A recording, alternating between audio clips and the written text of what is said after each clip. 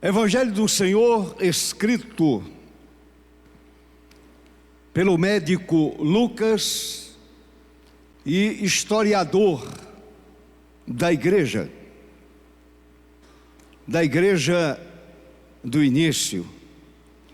Capítulo 1, Lucas, capítulo 1, apenas o verso 31. Apenas o verso 31. Está escrito: o anjo Gabriel, vocês conhecem o contexto, é uma história que todo crente sabe decor, conhece como conhece a palma da mão. Então o anjo Gabriel disse a Maria: você ficará grávida e dará à luz um filho, a quem chamará pelo nome de Jesus. Você ficará grávida e dará à luz um filho, a quem chamará pelo nome de Jesus. Eu quero conversar com vocês nesta reflexão sobre o seguinte tema: o nome de Jesus. O nome doce, precioso do nosso Salvador. Curve a sua cabeça mais uma vez, feche os olhos. Eu não sei, mas eu tenho a impressão, eu observava a igreja na hora do louvor e me parecia que não havia aquele feedback com o nosso querido que estava aqui louvando a Deus, a banda e a igreja. Faltou feedback. É tristeza? Desânimo? É falta da ação de Deus, do mover do Espírito? Lembre-se, Ele está aqui. Não é um Deus ausente, é um Deus presente. É um Deus que cuida, é um Deus que abraça, é um Deus que ama, é um Deus que afaga, que perdoa. É um Deus cheio de misericórdia, cheio de benignidade, de docilidade. E esse Deus ama você. Esse Deus, de uma forma soberana e belíssima, enviou seu Filho amado para numa cruz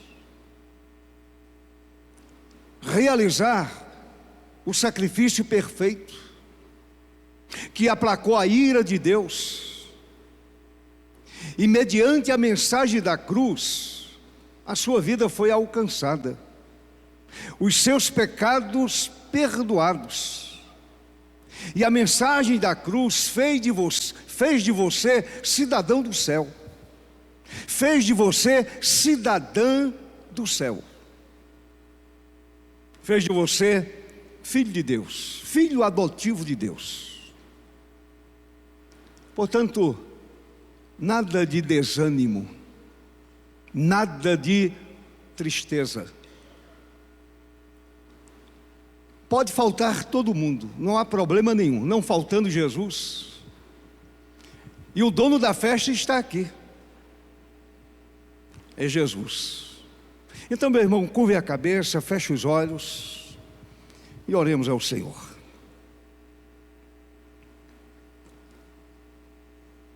Amado Deus, nos colocamos diante do Senhor, com temor, com tremor, reconhecendo a nossa pequenez, a nossa fragilidade, a nossa humanidade, que muitas vezes, ó Deus, é tão voltada para aquilo que não agrada ao Senhor. Mas nesta noite, ó Senhor, estamos diante de Ti, na Tua presença, Te adorando, Te louvando, Te glorificando e sabendo que o Senhor, através da palavra, falará conosco, trazendo alegria à nossa alma, trazendo paz à nossa vida, trazendo regozijo espiritual, trazendo edificação para o nosso ser. Ó Deus, usa a Tua palavra e fala ao coração do Teu povo. E usa-me apenas como instrumento em Tuas mãos. Esconde-me, Senhor, por trás da Tua cruz. Me dá graça para ministrar a palavra santa. Assim, ó Deus, eu oro e agradeço pelos méritos de Jesus, nosso Senhor. Amém. Amém. Amém, irmãos?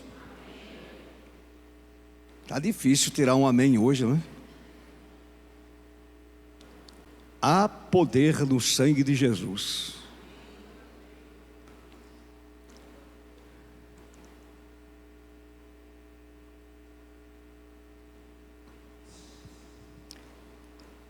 Meus irmãos, a Bíblia Sagrada apresenta uma lista considerável de nomes atribuídos a Jesus. Por exemplo, Alfa e Ômega, o princípio e o fim. Amém, assim seja. Bom pastor, aquele que cuida das ovelhas. Conselheiro, profecia de Isaías. Conselheiro, Deus forte, Pai da eternidade, Príncipe da paz, Emanuel, Deus conosco, Deus presente. A gente esquece essa palavra. Ele é o Emanuel, o Deus conosco, o Deus presente, o grande eu sou. Aquilo que Deus disse a Moisés, quando Moisés perguntou: qual o teu nome? Eu sou o que sou. E o Novo Testamento nos mostra Jesus dizendo: eu sou.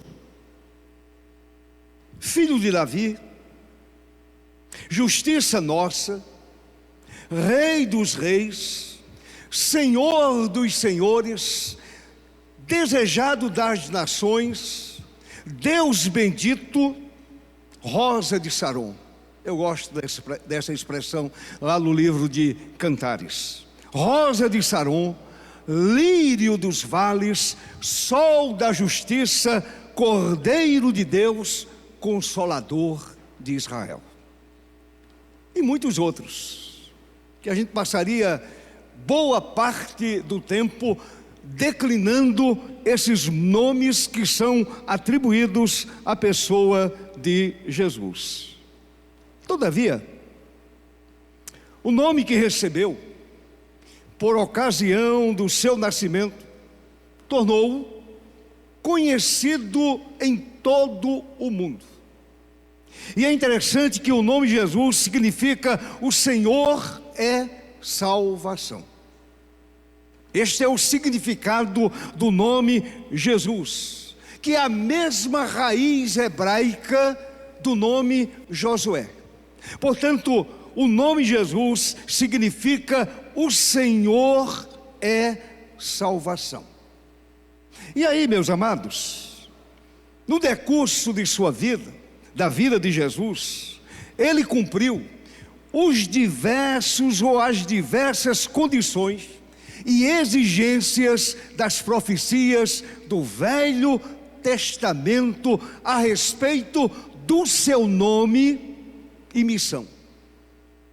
Ele cumpriu cabalmente, ele cumpriu literalmente todas as condições e exigências das profecias do Velho Testamento.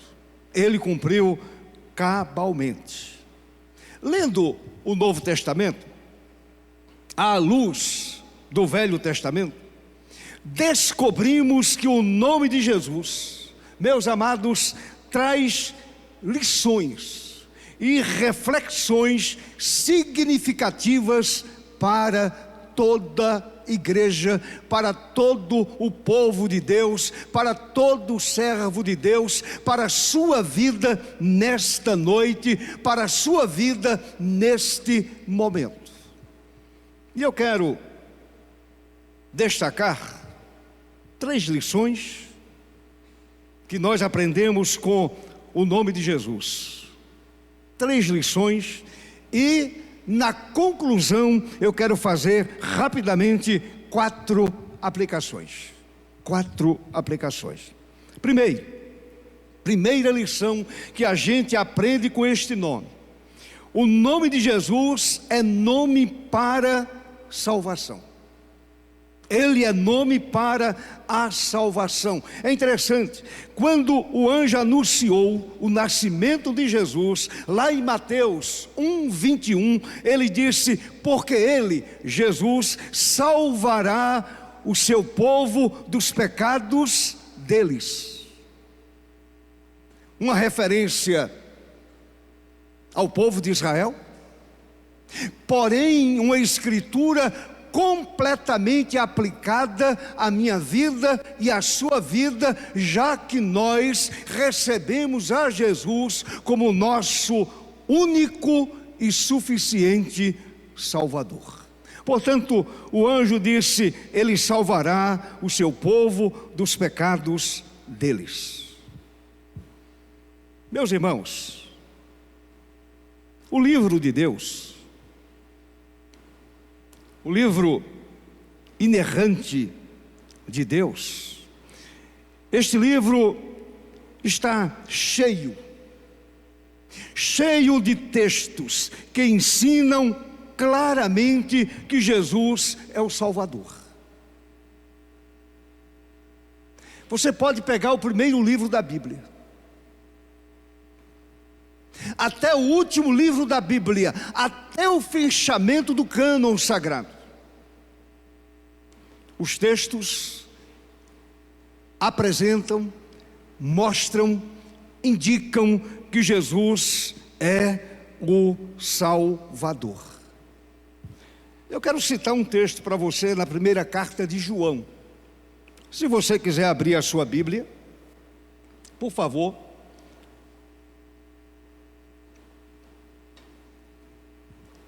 Primeira carta de João, capítulo 5, verso 12 e verso 13.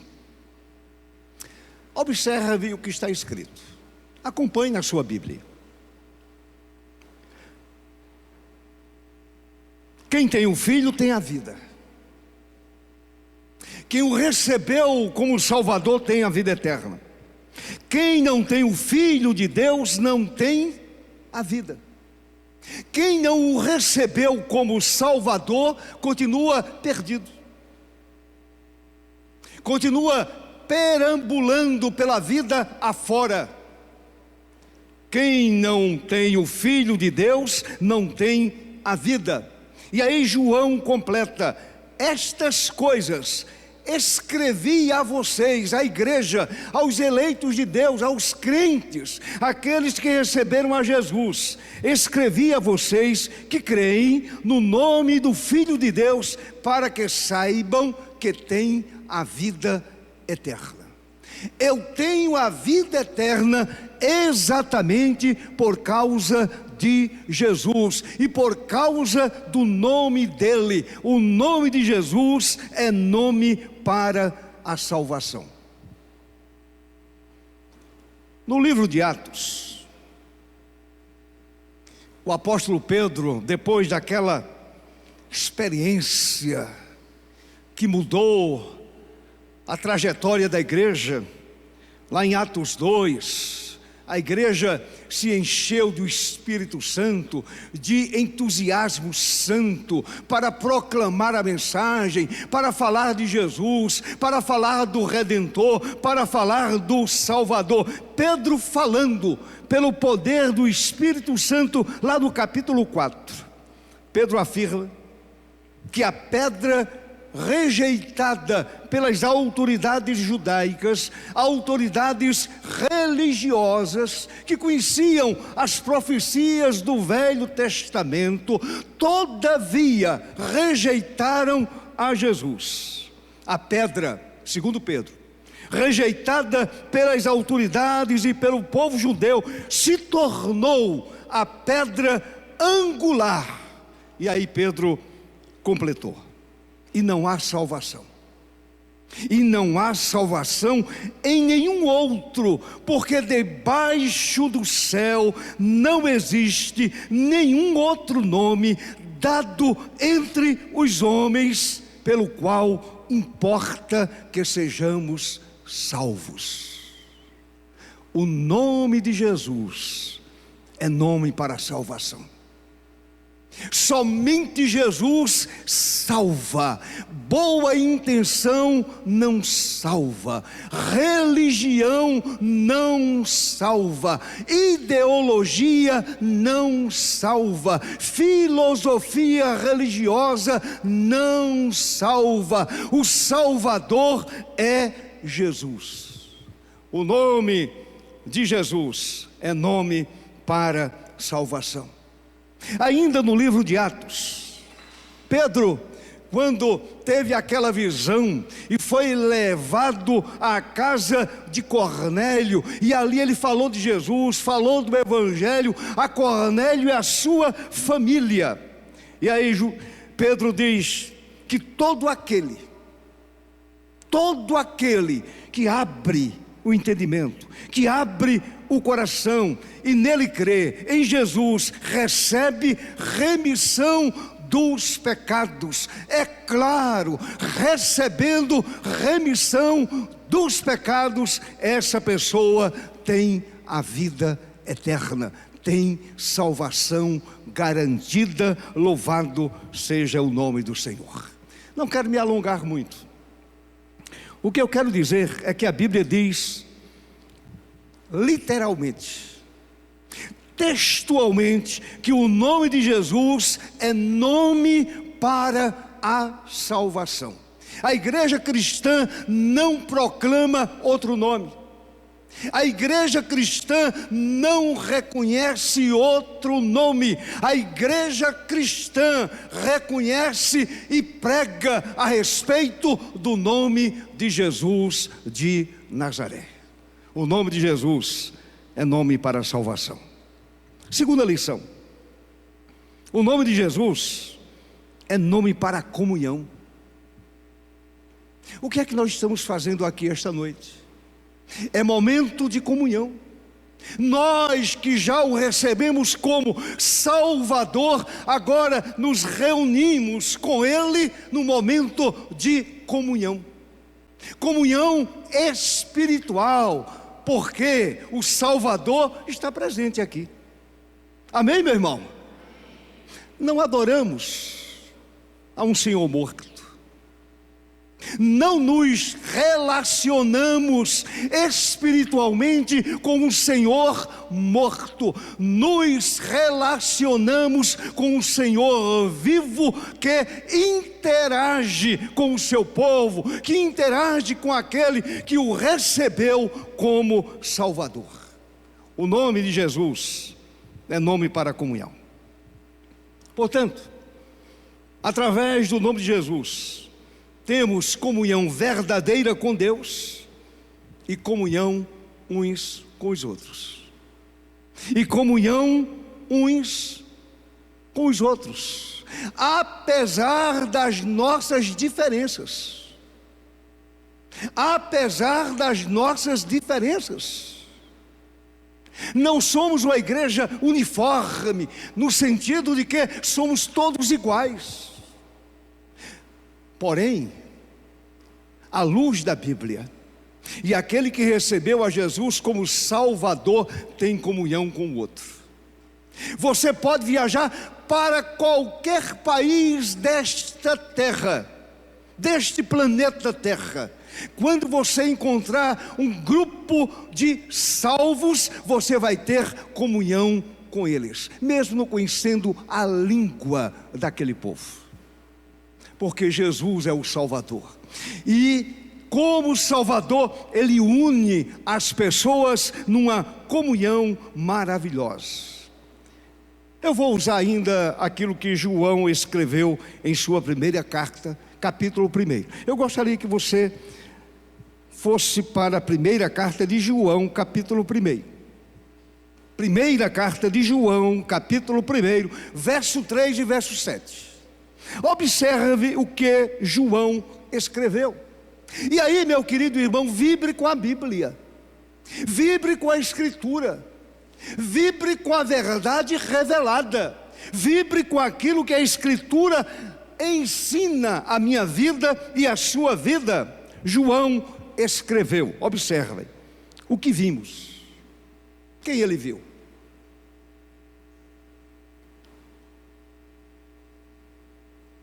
Neymar? Pelé? Garrincha? Os grandes astros do cinema americano, ou inglês, ou brasileiro? O que vimos? Eles viram Jesus. O que vimos e ouvimos? Eles viram o Salvador e ouviram a voz do Salvador ensinando a eles. O que vimos e ouvimos, anunciamos também a vocês. E esta palavra chegou à minha vida e chegou à sua vida, para que também vocês tenham conosco comunhão. Tenham comunhão conosco.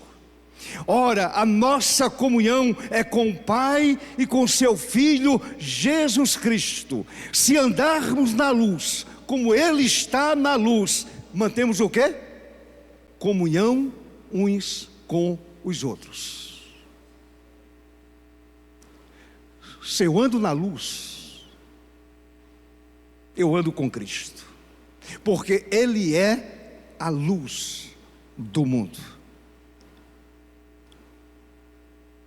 Se andarmos na luz, como Ele está na luz, mantemos comunhão uns com os outros, relacionamento horizontal. Primeiramente, relacionamento vertical, eu e Deus. E agora, comunhão uns com os outros. E o sangue de Jesus, seu Filho, nos purifica de todo pecado. Comunhão, meus irmãos. Então, o nome de Jesus é nome para comunhão. A grande verdade é que pessoas de todo o mundo, embora de costumes, culturas e cores diferentes, unem-se em torno da pessoa de Jesus para ter comunhão com Ele e uns com os outros. Você vai para o Japão, não conhece nada da língua japonesa, que é muito difícil.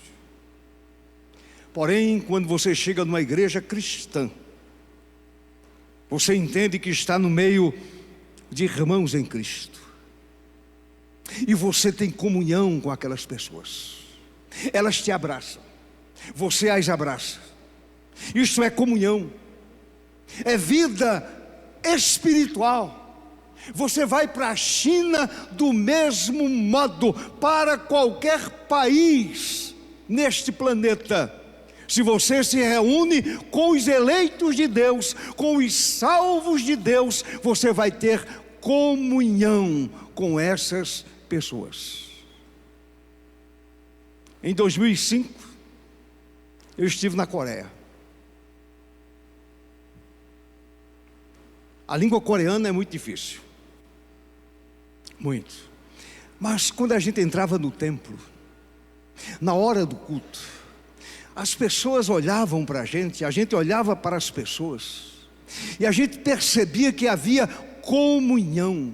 E quando terminava o culto, éramos abraçados, amados, porque aquelas pessoas amam o mesmo Salvador que nós amamos. Servimos ao mesmo Deus que nós servimos. Amamos a mesma Bíblia. Eles conhecem a mesma palavra de Deus. Portanto, há comunhão entre aqueles que conhecem a Jesus. Então, meus amados, o próprio Senhor Jesus, o Salvador, o bendito Redentor, Ele está interessado nesta comunhão, pois prometeu a sua presença para fazer o quê? Para selar esta comunhão. O Senhor prometeu a sua presença entre os salvos para selar a comunhão. Observe o que está escrito em Mateus 28:20, um texto bem conhecido. Todo crente conhece de cor. O que está escrito? Eis que eu estou com vocês todos os dias até o fim dos tempos. E aqui o Senhor selou a comunhão com os eleitos, com a minha vida e com a sua vida. Agora, antes Ele havia prometido aos seus discípulos o seguinte: comunhão. Ele disse assim: onde estiverem 2 ou 3 reunidos em meu nome, ali estou no meio deles. Comunhão. 2 ou 3 reunidos no meu nome, eu estarei presente. É por esta razão que quando a gente começa um culto com pouca gente, 2 ou 3 pessoas, a gente diz: há quórum. Então vamos iniciar o culto. O culto de adoração, o culto de louvor, porque Ele está presente em nosso meio. Jesus selou a comunhão. Onde estiverem 2 ou 3 reunidos em meu nome, ali estou no meio deles. Quantos somos esta noite? Rapidamente. Quase 100 pessoas, ou talvez um pouco mais de 100 pessoas. Ele disse 2 ou 3. Meus irmãos, que quórum belíssimo. Quase 100 pessoas. E certamente o nosso bendito Salvador está feliz com este momento de comunhão com Ele. Ele está presente aqui. Não é um Deus ausente, é um Salvador presente. Não adoramos uma ideia, nós adoramos uma pessoa. E essa pessoa adorada selou essa comunhão que há entre aqueles que o receberam como Salvador. Portanto, o nome de Jesus é nome para a comunhão. Alguém poderia dizer assim: mas pastor, crente briga, crente discute, crente faz raiva ao outro. Não deveria ser assim. Aí eu pergunto a você: a sua família é perfeita? Você nunca briga com a sua esposa? Você nunca briga com seus filhos? É um lar idílico. parecendo anjinhos, não é assim? Todos voando dentro da residência. É assim que funciona? Não. Há briga, há questões, há separação, porém, não deixa de ser a sua família. Você ainda mantém comunhão com a sua família. Apesar das nossas diferenças, temos, à luz da Bíblia, comunhão uns com os outros. Amém, meu irmão? Comunhão uns com os outros. Portanto, o nome de Jesus é nome para a comunhão. A terceira lição: o nome de Jesus, sem ser repetitivo, é nome para adoração. Nome para adoração. O que significa adorar?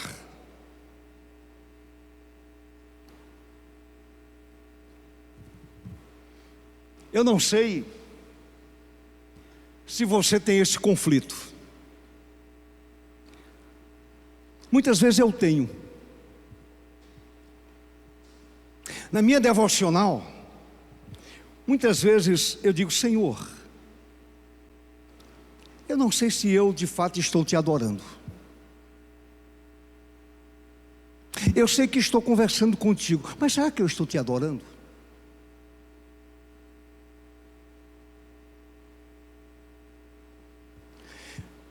Será que tu estás recebendo a minha adoração? A minha adoração é cristocêntrica, é bíblica. A minha adoração está no centro da vontade de Deus. Eu sou um adorador. Não é somente cantar, não é somente verbalizar muitas vezes da boca para fora, mas uma adoração que envolve o ser, a alma, o interior, a vida interna, a vida da alma, do coração, da mente. O que é adorar?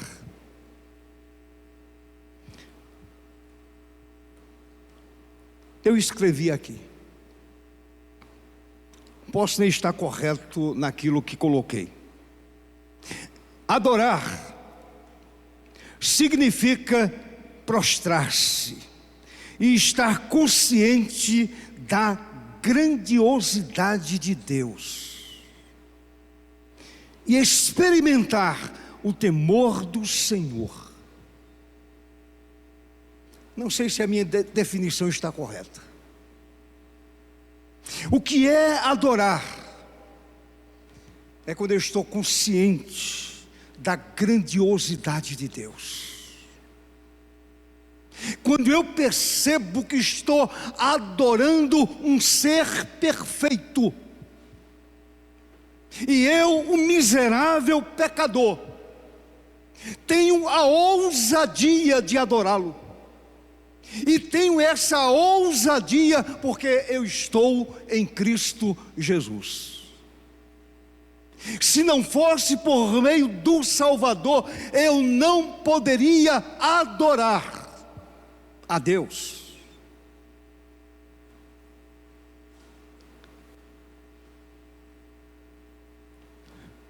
E quando a gente adora, seguindo a linha de raciocínio daquilo que está lá em João capítulo 4, o verdadeiro adorador adora a Deus em espírito e em verdade. Quando a gente adora desta maneira, a gente sente um amor intenso por Ele, por Jesus. Um amor profundo por Jesus. Meus irmãos, deixe-me dizer uma coisa com toda a honestidade. Às vezes a gente vem para o templo se reúne no culto e a nossa alma está tão longe de Deus, a gente não adora, a gente não sente na vida a majestade de Deus, a grandiosidade de Deus. Quando eu leio o capítulo 40 de Isaías, Isaías ficou extasiado diante da grandeza de Deus.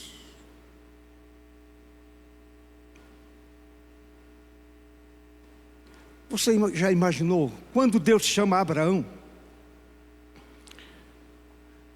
Ele diz assim: a tua descendência será tão numerosa como as estrelas no céu.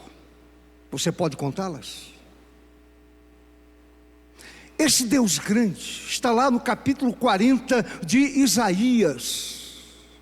Esse Deus grandioso, a palavra diz que as estrelas estão contadas.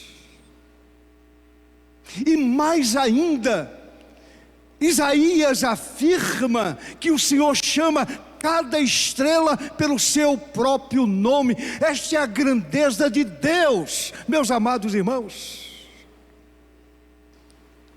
Então adoremos. Não faça do culto somente algo que a gente está acostumado a fazer todo final de semana.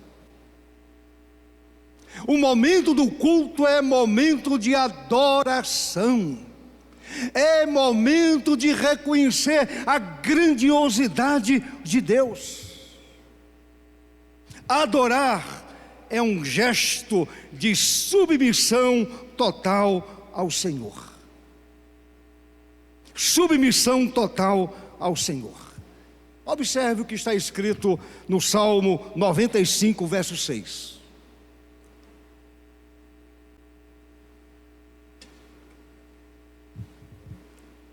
O salmista escreveu: venham, venham, adoremos e prostremo-nos, ajoelhemos diante do Senhor que nos criou.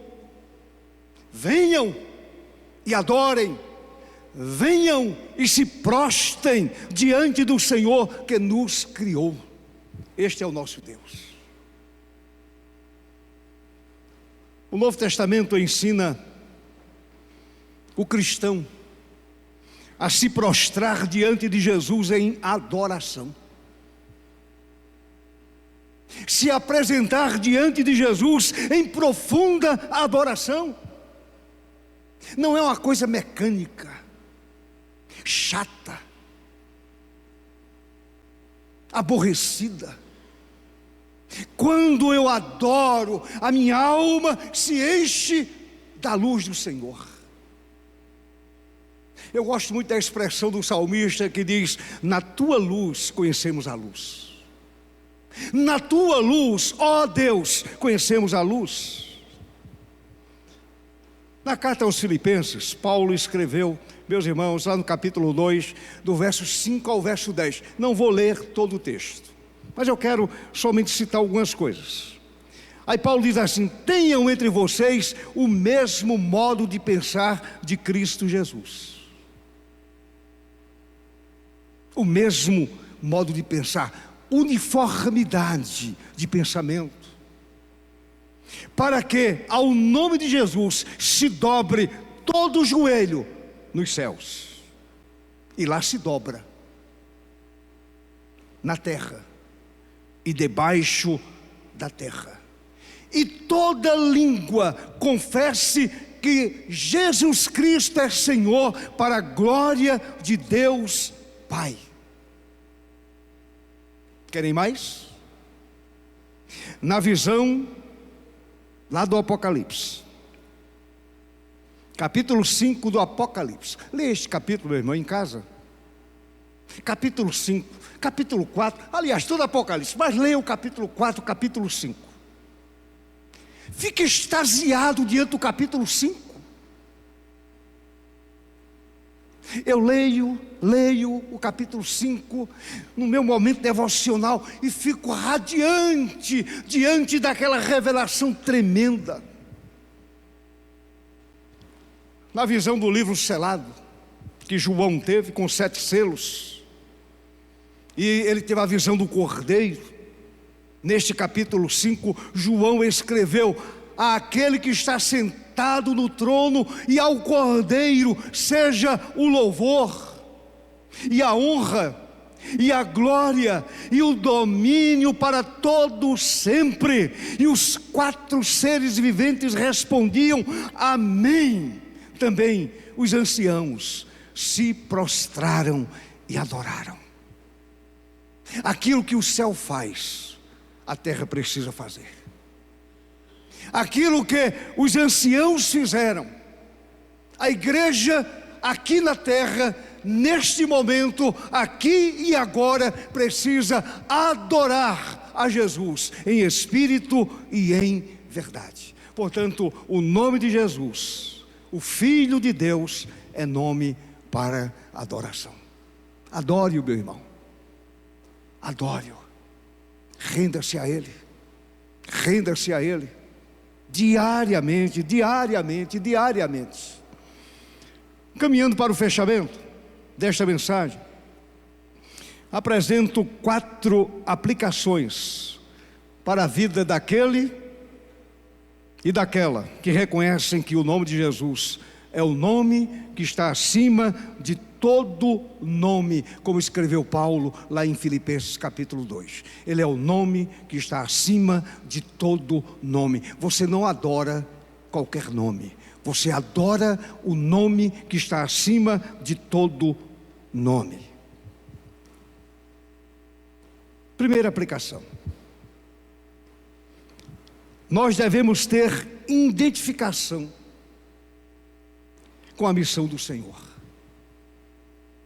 com o nome do Senhor e com a missão do Senhor. Meus amados, o nome de Jesus revela sua identidade como Salvador, mas também revela sua missão na terra. E qual foi a missão do Senhor? Trazer salvação para o pecador. Esta é a missão, ou foi a missão de Jesus, a grande missão de Jesus, trazer salvação para o pecador. Portanto, cada cristão, cada servo, cada crente, cada pessoa que foi chamada para a salvação eterna, cada cristão é chamado a reconhecer essa identidade e a compartilhar a mensagem de salvação a outros. É a missão, identidade com a missão de Jesus. Aquilo que Ele fez, levando salvação ao pecador, a igreja precisa entender que esta é também a sua missão. Sabem o que Ele disse? Mateus 28, 19. Vão. Ele não disse fiquem. Ele disse: vão e façam discípulos de todas as nações. Faça discípulo, meu irmão. Discipule. Fale de Jesus. Fale do Evangelho. Fale da mensagem da cruz, que é loucura para os que se perdem, mas para o salvo é o poder de Deus, é a glória de Deus. Apresente a mensagem libertadora, a mensagem da cruz. Fale dessa mensagem da cruz. Esta é a primeira aplicação, identificação com a missão do Senhor. Segunda aplicação, dependência do Senhor. Ao entender que a salvação pertence a Deus, ao Senhor pertence a salvação. E aí é um monergismo maravilhoso. Só Ele salva. Aquilo que está lá em Jonas capítulo 2, verso 9. A salvação pertence somente ao Senhor. Quando a gente tem essa compreensão, somos levados a reconhecer que nossa salvação não vem de nós mesmos, mas do Senhor.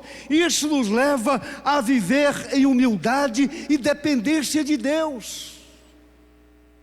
A salvação não foi uma iniciativa minha, Não foi porque Deus me achou bonzinho. Não, eu estava perdido, eu estava morto nos meus delitos e pecados. A salvação não vem de mim mesmo, a salvação vem do Senhor. A salvação pertence ao Senhor. Ao Senhor pertence a salvação.